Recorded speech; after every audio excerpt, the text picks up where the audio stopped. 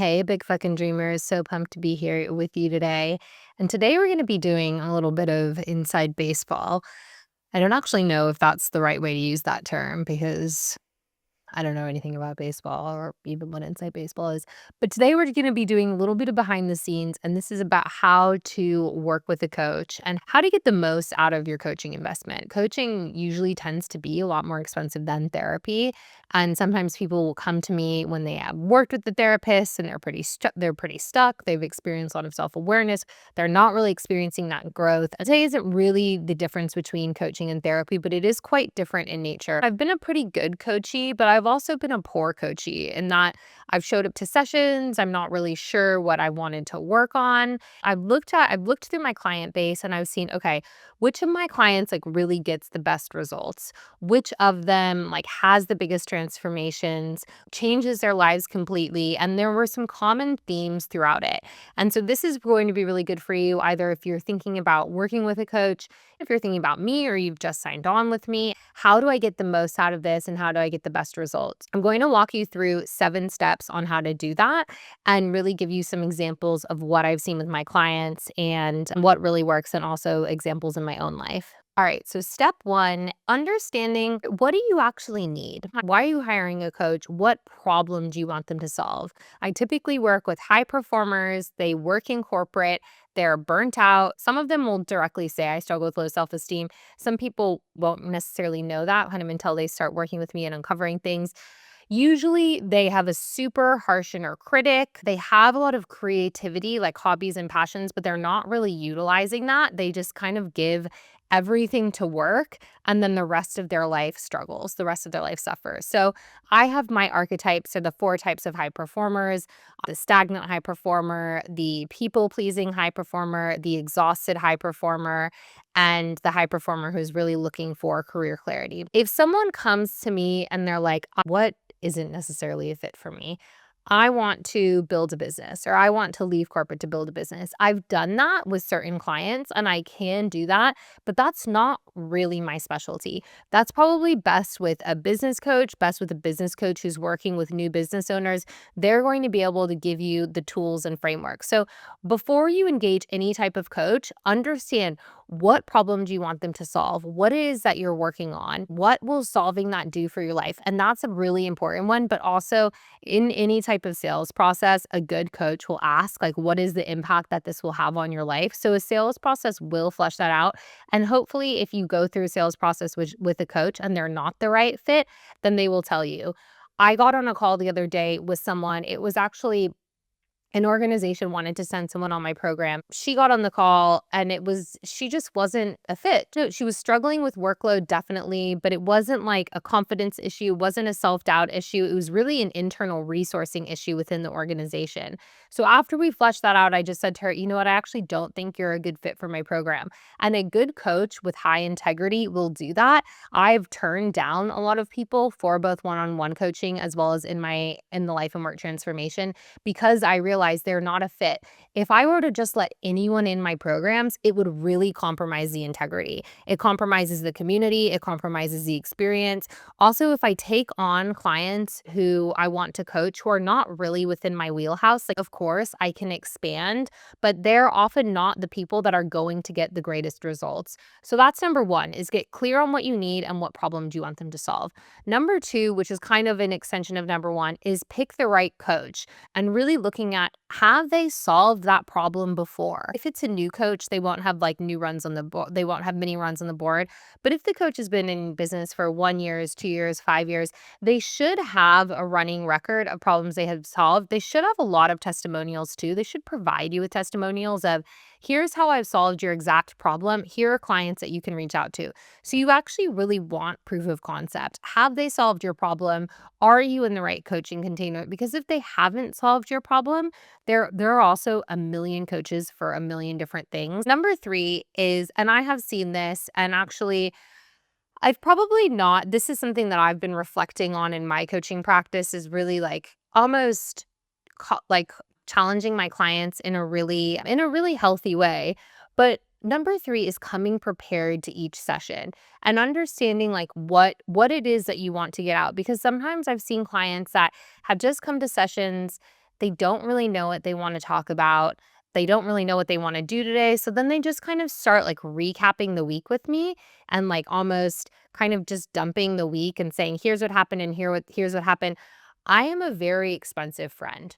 So that is a lot of money that you're wasting with me just to recap. So if you're constantly at a loss of what you want to work on, a suggestion would be keep a running list of challenges throughout the week. So as the work week comes up, or maybe you're working on like interpersonal relationships or something like that, maybe that's a big cause of your burnout. That is like what is coming up for me? What are the challenges that are coming up? Chris and I, we are honeymoon planning. And I mean, we're wedding planning, we're knee deep in it. And I sat down on the couch and I was just like, ugh, like it was kind of like a bother to me to plan our honeymoon, which I know I'm like, I know this is a luxury problem, but just listen to me. It's kind of like a bother to me to plan our honeymoon. I'm so exhausted. And there was just a thing in my head that was like, I'm so exhausted. And then I checked in and I was like, am I actually exhausted?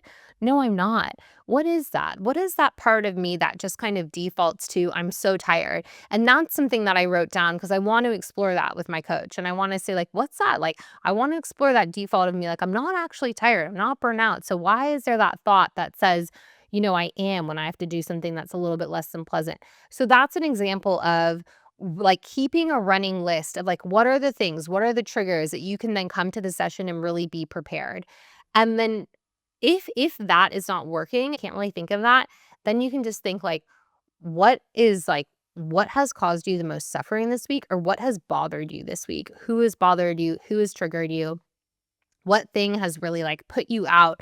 And then you can go through there. There's in AA, it's called like a step 4, and you do like, you look at all of your resentments. And he was like, I really didn't have any resentments at all. And I thought I was totally clean. But then his sponsor said to him, like, well, who are the people that you want to go get fucked? And he was like, oh, I have like a million things of those. So it really depends on like, if you are having trouble with like, what are the challenges this week? Like, you could try to think of who are the people that you want to tell to go get fucked. And that could be a good way of coming to the session really prepared with what you want, to go through. Number 4 is being brutally honest, and that's with your coach, even when it's uncomfortable. So this really can go into 2 different dimensions.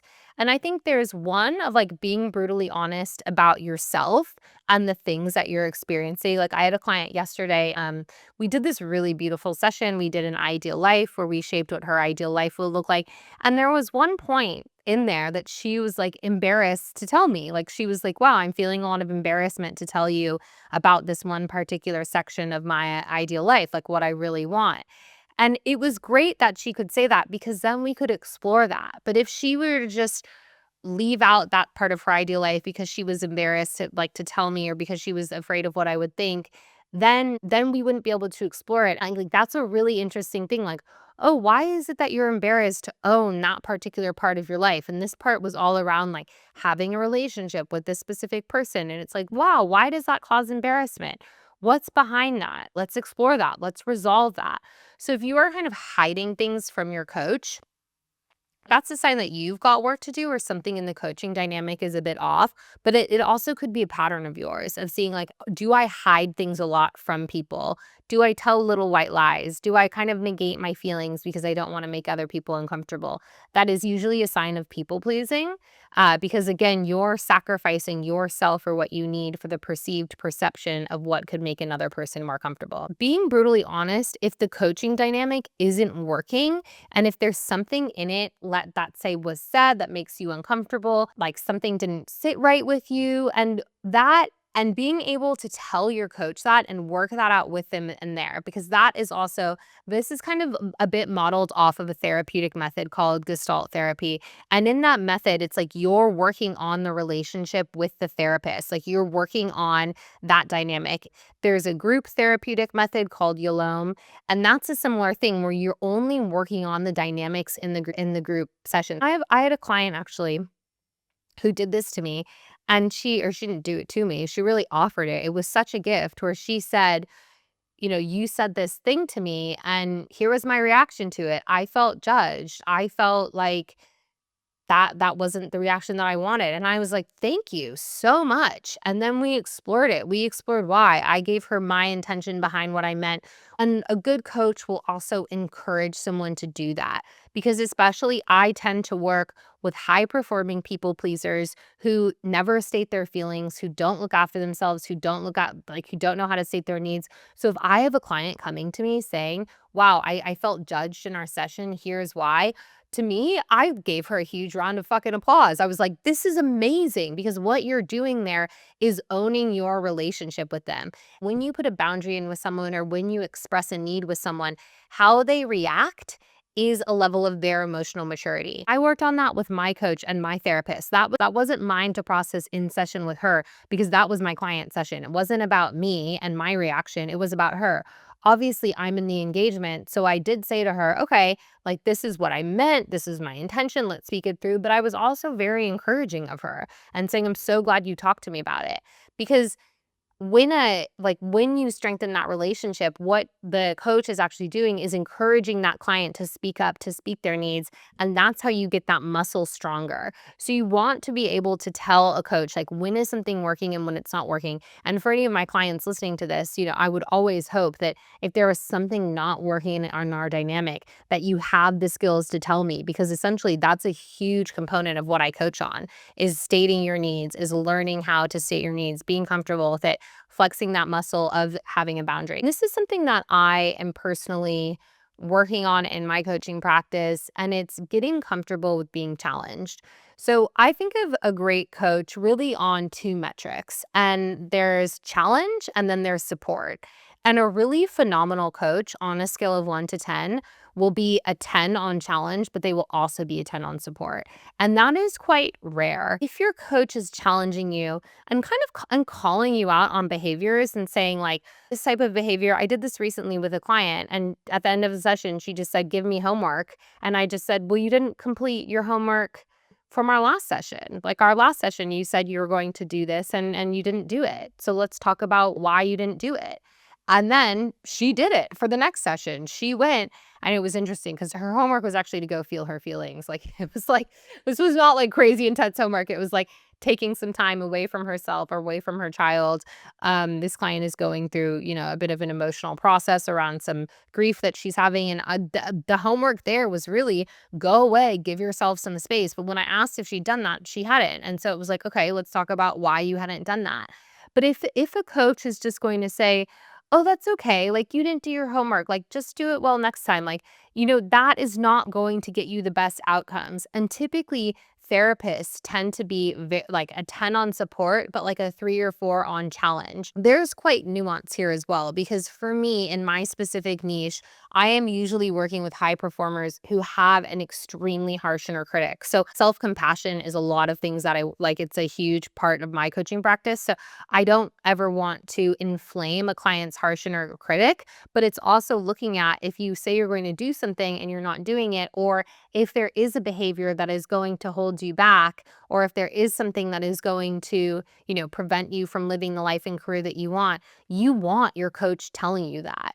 You want your coach to be calling you out, because that is how you get better. If you have a really intense reaction to that, of being called out, of being challenged, am I having an intense reaction to that? And I would say, like, explore that with the coach and say, I'm having a really intense reaction to this right now. I'm feeling shame or I'm feeling embarrassment. If you're not comfortable with being challenged, or if you're working with a coach that isn't challenging you, that's a sign that coach has high people pleasing tendencies. When I'm coaching senior executives, I have really had to work on, how am I challenging them? Part of my growth has been, like, when I'm working with C-level executives, has been challenging them and has been saying, like, no, this behavior isn't on. I think it's going to hold you back, or this is how I think it's going to burn you out. Like, what do you think about this? You want someone who's exploring those topics to you, not someone who's just going to coddle you, because then, just go buy a fucking stuffed animal or something. Like, it'll be a lot cheaper than investing 3 to 10 to 20 grand with a coach. The last thing, number 7, is just, like, your coach won't save you, or if the coach doesn't have all the answers. If you're kind of confused on what a coach does, I would listen to my episode of coach, therapist, or mentor, which one is right for you. Because if you're looking for someone to tell you what to do all of the time, that's not a coach. That's a mentor. or that's a teacher. Coaching is actually more inquiring, more asking questions, more getting the person to do the hard work. So, what can sometimes happen, especially with coaches and therapists, is clients can create like this interdependent relationship where like they think that the coach is going to save them and they think that the coach is their answer to everything. And they almost act. And what that is doing is that's outsourcing your own internal power and giving all of your power away to your coach. You don't want that. You don't want a relationship where you're dependent on your coach. You want a relationship where your coach should really be made redundant, where your coach primes you and the coach, gives you all the tools that you can start be doing it. It's actually a pretty fucking terrible business model because if I'm coaching well, like there should be a point, and this often happens where some of my clients are like, I'm good. Yeah, I'm really fulfilled. I have great relationships. I work out consistently. You know, I'm like, I feel very self actualized. I feel on purpose. And then I'm like, go fly, grasshopper. Like, we did it. But if a coach creates a dependent relationship, you think you need your coach's advice on everything, you need their guidance on everything. So a good coachee starts to implement, like takes it, runs. My business coach, because the model is like we just have drop-in sessions, like we can go whenever we want. She actually just DM'd me and was like, "Hey, how are you?" And I was like, "I'm great. Like, I'm great. My business is thriving." I actually haven't been on the calls because I don't really need them right now. Like I'm busy implementing things. I'm not going to go to you and just make up problems when I don't have one. And so it's like looking at, you know, you are like, you're your own creator. Like, don't look to outsource your power to a guru. That's not what a good coaching relationship is. And a coach that makes you feel interdependent on them isn't a strong coach. Like, these are 7 key points. This is how you really maximize your coaching investment, get the most out of the coaching relationship. You should be getting coached, and then it doesn't necessarily need to be a forever thing. Sometimes people do come to me though, and I will say, like, look, with what you're presenting with, this isn't a short-term fix. Sometimes people come to me and I'm like, cool, this is like a 6-month thing. But it really depends. But ultimately, like what your coach should be doing is like you should be empowered in your life. You should be the creator of your own life, and they're the ones helping you get there. So I hope you found this helpful. If you did, send me a DM. And to all my clients that are listening to this, or my future clients who maybe are just starting out with me and they're listening to this to prep for their sessions, I'm so glad that you're doing this, like this little bit of preparation for you to get the most out of your time with me. I'd love to hear from you guys. Any comments, anything to add to this too. I'm very open to like creating more of these lists and continuing the conversation. So I hope you go achieve your big fucking dreams, and I will chat to you soon.